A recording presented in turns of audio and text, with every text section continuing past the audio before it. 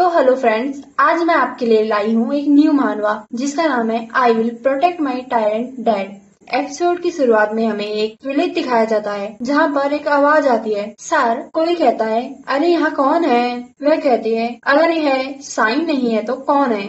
और वह हमारी एमसी होती है जो बहुत ही क्यूट होती है। कृपया इस पर हस्ताक्षर करें। और इस पर पूरा लिखा होता है कि वह पिता से पैसे ना ले। वह आदमी कहता है, क्या यह फिर से तुम्हारे पिता के बारे में है? तुम्हारे पापा सच में बड़े लकी है जिसके पास तुम्हारे जैसी बेटी है। मुझे दुख है कि मैं इस पर हस्ताक्षर नहीं कर सकता क्योंकि तुम्हारे पिता पहले ही धनराशि दान कर चुके हैं। वह आदमी विलेज चीफ होता है। आदमी कागज को वापस लौटा देता है और हमारी साइन कहती है, लेकिन हम पहली बार दान रद्द कर रहे हैं, हमें अगली बार अच्छे से अनुबंधों को जांच करेंगे। वह अपनी प्यारी सी भोली सी शक्ल से कहती है, क्या आप इस बार हमें माफ नहीं कर सकते? उसका दिल ही बाहर आने को होता है। वह कहता है, बस यह एक बार ही होगा। हमारी एमसी खुशी खुशी गाना गाते हुए वहाँ से चली जाती है। उसका मिशन पूरा हो चुका होता है। उसकी इस बॉडी में क्यूट एक्टिंग करने से वह किसी से भी अपना काम करवा सकती है। उसके पिता अपनी भलाई के लिए जरूरत से ज्यादा अच्छे, और मुझे यकीन नहीं हो रहा है कि उन्होंने गांव को इतनी बड़ी रकम दान कर दी, 1000 गोल्ड कॉइन।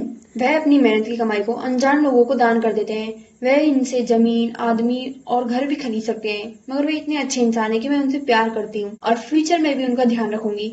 हमारी सीएन को विलेज के लोग हाई बोल रहे होते हैं। वह भी उनको बहुत मिलनसार भाव से हाई बोलती है। वे लोग उससे पूछते हैं, ये कितनी प्यारी ड्रेस है, क्या तुमने ये खरीदी है? साइन कहती है, नहीं, ये मेरे पिताजी ने बनाई है। हमारे मेन कैरेक्टर के बारे में बताया जाता है जिसका नाम सीएन होता है। उसकी हरी आंखें उतनी ही मनमोहक होती है जितनी की विशाल और मैदान की। उसके पिंक बाल कॉटन कैंडी जैसे स्वीट होते हैं।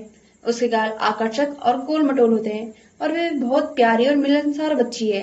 लगता है कि मैं यहाँ सेगे बकार रही हूँ, लेकिन यह बात सच है। ये जो संसार है वह मेलोडिया के जीवन का उपन्यास की दुनिया है जिसे मैं आधा पढ़ चुकी हूँ। यह पुस्तक एक काल्पनिक उपन्यास है जो संत मेलोडिया और उसकी कहानी को बताता है। इन पात्रों में मेरा जन्म न तो पुनर्जन्म हुआ है संत मेलोडिया के रूप में, न ही प्रिंसेस के रूप में। मैं सिर्फ एक साधारण लड़की हूँ जो अपने पापा के साथ में एक शांतिपूर्ण विलेज में रहती है। मुझे शुरू में इस बच्ची के शरीर में बहुत अजीब लगा था, लेकिन अब मेरा मन ऐसा लगता है कि इस बच्चे के शरीर से पूरी तरह से तालमेल बैठा चुका है, क्योंकि जिसने मुझे ये नया जीवन दिया है उसने मुझ पर पाबंदी भी लगा दी है कि मैं ज्यादा एक्टिंग ना करूं, ज्यादा उधम न मचाऊं। और उदाहरण के लिए मैं कभी भी अपने आप को छोटे बच्चों के रूप में बात करते हुए पाती हूँ।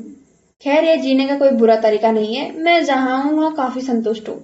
पापा ने कहा था कि आज रात को वो खाने में मीट बनाएंगे। मुझे लगता है आज वे घर जल्दी आ जाएंगे। वैसे भी बच्चों का शरीर बहुत जल्दी थक जाता है। मुझे तो नींद आ रही है। वे एक दीवार पर बैठ जाते हैं। तभी वहाँ से कुछ सोल्जर्स जा रहे होते हैं और वे उससे पूछते हैं, अरे बच्चे, क्या यहाँ आसपास कोई गोन अप्स है? वे काले बाल, लाल आंखों वाले एक पुरुष की तलाश में थे। वे बहुत ही सस्पिशियस लग रहे होते हैं। साइन सोचती है, कोई गोन अप्स नहीं, ये तो बहुत बुरा है। पापा खतरे में। अगर मुझे अपने पिता का वर्णन करना हो तो वे अत्यंत दयालु, प्योर एवं दयालु है। दुनिया का सबसे बड़ा बेवकूफ भी। दूसरे की भी मदद करते हैं। वे बहुत ही ज्यादा सीधा साधे लोग इंसान है। सारे दोस्त उन पर ही मर दिए जाते हैं। हमारी एमसी कांपने लगती है। वह इतना अच्छा इंसान है कि वे दूसरों का कर्ज भी चुकाने के लिए कुछ भी कर सकता है, मुझे यकीन है। मगर क्या उसने अपने आप को इतनी बड़ी मुसीबत में डाल दिया है कि ये नाइट्स हमारे घर आए हैं। मुझे हंसी नहीं आ रही है इनकी शक्ल देखकर। मुझे इन्हें यहाँ से भेजना होगा और ऐसे समय में मुझे इस हथियार का उपयोग करना ही होगा। नाइट, मुझे लगा था कि यह सही जगह होगी। दूसरा नाइट कहता है, जी हाँ सर, इसमें कोई संदेह नहीं है। तो फिर बच्चे, तभी हमारी साइन की बात को काटते हुए क्यूटनेस का जादू फेंकती कहती है, मुझे तो कुछ नहीं पता, मगर आप लोग डरावने लग रहे हैं। नाइट से सुन करके जम जाते हैं। हमारी एमसी सोचती है, क्या मेरा जादू काम कर गया? आप एक नहीं, बहुत सारे लोग हो। हम नाइट्स कहते हैं, तुम बहुत प्यारी हो। साइन कहती है हंस करके, सच में धन्यवाद। वह सोचती है, ये लोग मेरे झांसे में आ चुके हैं। नाइट्स बातें करते हैं और कहते हैं, क्या करें फिलहाल, हमें तो पीछे हटना होगा। साइन सोचती है, पापा को तो आज मैंने बचा लिया, मुझे उनसे पूछना चाहिए आखिर चल क्या रहा है। फिर उनकी सेफ्टी के लिए प्लान बनाना होगा। अगर वाकई कोई डेंजर है तो मैं उन्हें बचाऊंगी। साइन को आवाज आती है। वह हैरानी से पीछे देखती है। पापा? साइन नहीं। साइन इशारा करती है, उन्हें मेरा साइन नहीं दिख रहा है। नाइट लौटने वाले थे। साइन के पापा भागते हुए आते हैं और उसे अपने गले लगा लेते हैं और नाइट से उनके बारे में पूछते हैं। साइन सोचती है, नहीं, उसने मुझे बड़ी आसानी से पकड़ लिया। अब जब बात यहाँ तक आ गई है तो मैं उन्हें अपने लोहे के मुक्के से मारूंगी, और अगर वे मेरे पापा को छुएंगे भी तो। गुस्से से नाइट को देखती है, मगर नाइट उसके पापा के सामने झुक जाते हैं और कहते हैं, द ग्रेट लॉर्ड मार्टियस मिरमोड, हमें आपको आपके अवकाश से वापस लाने के लिए आदेश मिला है माय लॉर्ड। साइन को झटके पर झटके लग रहे होते हैं। वह सोचती है, मेरे पापा मिरमोड है। मिरमोड घराना साम्राज्य के सबसे दुष्ट घरानों में से एक है। वे अन्य अनैतिक कृत्यों के लिए कुख्यात है। उन्हें अपने बुरे कर्मों से कोई फर्क भी नहीं पड़ता है। इन नाइट्स ने मेरे पापा को कोई और समझ लिया है, और मेरे पापा किसी भी हालत में मिरमोड नहीं हो सकते। और वह अपने कसकर पकड़ लेती है पापा को। ठीक है पापा। साइन के पापा नाइट से कहते हैं, ठीक है, उन्हें कह दो मैं आ रहा हूँ। साइन को नॉवल की बातें याद आती है, जिसमें कहा होता है, मिरमोड के दुष्ट शैतानों को सजा मिलेगी। मैं शाही परिवार के नाम पर घोषणा करता हूँ, हाउस मिरमोड का अंत। नॉवल में मिरमोड हाउस का अंत इसी तरह हुआ था।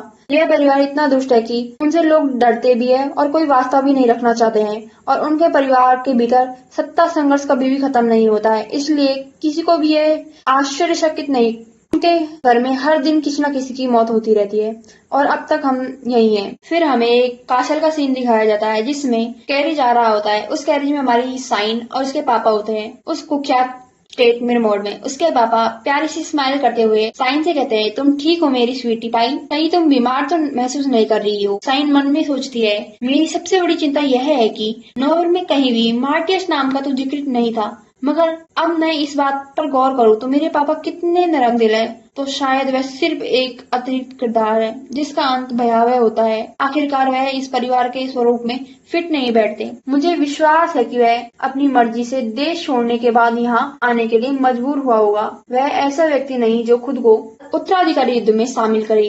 दरअसल मुझे पूरा यकीन है कि वह विचार विमर्श के तौर पर यह पद भी किसी और को ही दे देगा, और इस परिस्थिति में कोई बुरे लोग उसे परेशान करेंगे तो वह बहुत ज्यादा सीरियस बातें सोच रही होती है। साइन के पिता तो उसके बालों को पकड़े हुए हंसकर कहते हैं, साइन आपको किस रंग का स्क्रंची चाहिए? तुम्हारे मन में क्या चल रहा है प्रिय? हमारी साइन सोचती है, मैं सोच रही हूँ कि आपके साथ यहाँ से जिंदा कैसे लौटा जाए। उसके पापा उसके सर पर हाथ फेरते हुए कहते हैं, साइन आप उस लंबी सफर में बहुत थक गई होंगी, चलो थोड़ी देर और बातें करते हैं और आपको फिर सुला देते हैं। साइन सोचती है, मुझे आपकी चिंता हो रही है। एक ग्रामीण इलाके में रहने वाला एक सीधा साधा आदमी शांतिपूर्ण जीवन का आनंद लेते हुए एक दिन केकड़े पकड़ने का सपना, मीट स्टू बनाने का बेसब्री से इंतजार। खैर लगता है मेरे पास और कोई विकल्प नहीं है। मैं अपने पिछले जन्म के ज्ञान और अनुभव का उपयोग करूंगी ताकि मैं दोबारा से खुशहाल जीवन को पिता के साथ ही जी सकूं। साइन अपने पिता से कहती है, मैं आपकी रक्षा करूंगी। जल्द ही वो दरवाजा खुलेगा और बुरे आदमी अंदर आएंगे। मैं उनसे नहीं डरती क्योंकि ये मेरी दूसरी लाइफ है। वह अपने पापा को कसकर पकड़ लेती है। उसके पापा उसके सर पर प्यार से हाथ रखकर कहते हैं, मेरी रक्षा करने की कोई आवश्यकता नहीं है। और वो डरावने लुक में कहते हैं, क्योंकि मैं वो हूँ जो तुम्हारा ख्याल रखूं मेरी प्यारी बेटी। यहीं पर हमारे एपिसोड की एंडिंग होती है।